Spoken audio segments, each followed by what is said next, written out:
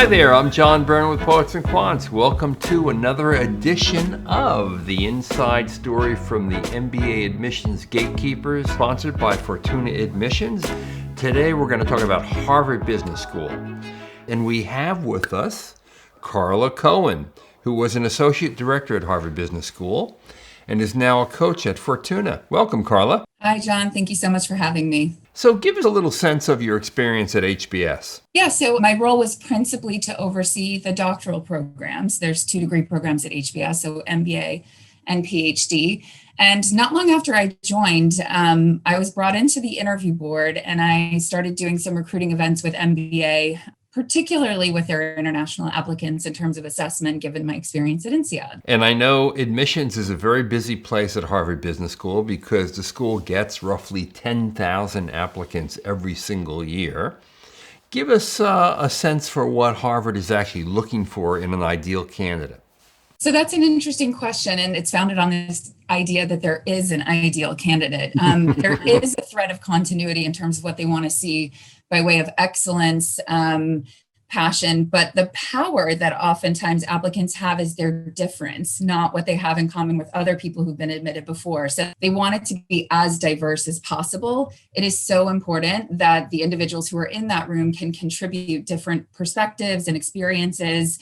And while they could fill the class 10 times over with folks from McKinsey, Bain, BCG, Goldman Sachs, or what have you by way of private equity firm, oftentimes it's folks from outside of those very crowded sectors, as they'll call them, that often have a little bit of an advantage, I would say, because it's different. So the power comes from all of these different individuals from all different, corners of the globe, as well as people who've worked in, whether it was retail or in tech, ed tech, ag tech, insert whatever tech. Those are interesting sectors that I think are also industries of the future that, any top school is going to be looking for individuals to populate the classroom. Now, how is HBS different from other MBA programs?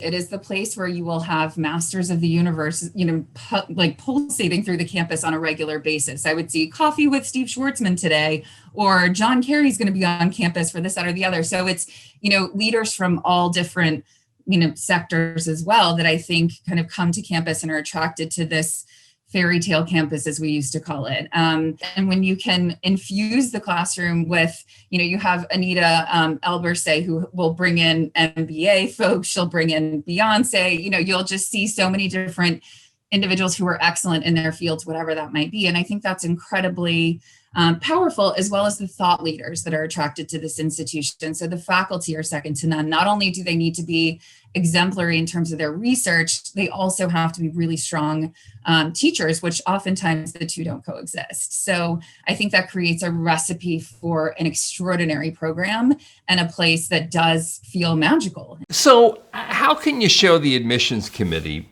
that you're really motivated and ready to do the work that HBS expects? What Harvard wants to see is engaged community citizens. They want to see an appetite as well as an aptitude, and that the aptitude is really communicated through your test scores and your grades. But then they have leadership, and it's the capital L, which is the formal, you're on this board, or you're participating in this extracurricular activity, or you started this initiative at work. Those elements are important, but the short answer section of the application is really the opportunity to tease out what we like to call the lowercase L, which is the less formal, but moments which can happen throughout the day.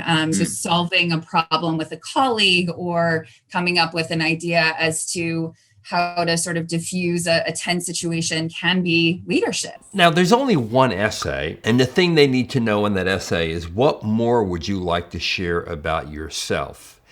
And to me, one of the tricky aspects of this essay is, how do you respond to something like that? And there's no word limit on it. Yeah, that's deceptively simple. And I think it can be paralyzing for so many individuals. But the operating word that I always have individuals focus on is the what more.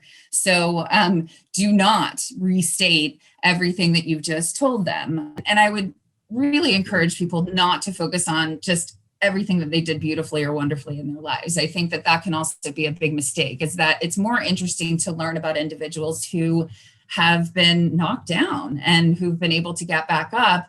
And how you've changed in terms of that experience and perspective is interesting. So who you were, who you are today, and who do you want to become? Right. Now, Karla, what are the typical mistakes that HBS applicants tend to make? Trying to pretend that they're someone they are not, trying to look like someone else who was admitted that they know, and then trying to shapeshift somehow to look more like that individual. That is, I think, a very common mistake. And I think honesty is hard because you think you have to posture, you think you have to be someone else in order to get the attention of the committee. And I would say the opposite is true, that there's too many people who are pretending.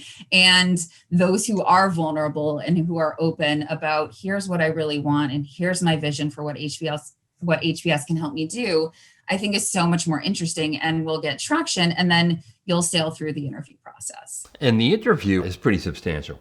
Of all the programs, it is the most robust, and I think it is the most fair in terms of outcome. But the stakes are high. It's pretty much impossible to bomb the interview and get into the program. We should point out that 89 to 90% of the applicants who apply to the MBA program at Harvard are routinely rejected. That's a high rejection rate.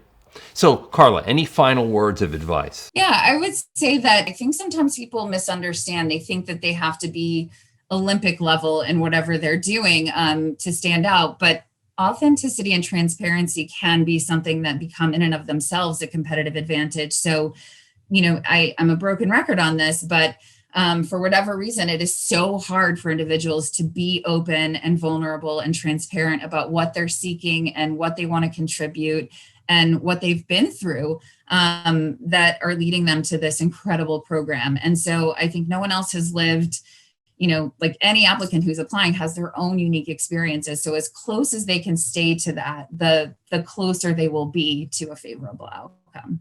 Karla, it's been a pleasure. Now, how can candidates reach you?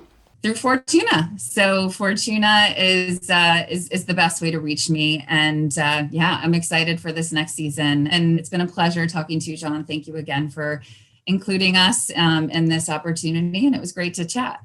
Well, there you have it. That's Karla Cohen, who is at Fortuna Admissions, the sponsor of our series, The Inside Story from the MBA Admission Gatekeepers. We have episodes on all the elite schools in the world. So watch for them. This is John Byrne with Poets and Quants. Thanks for watching.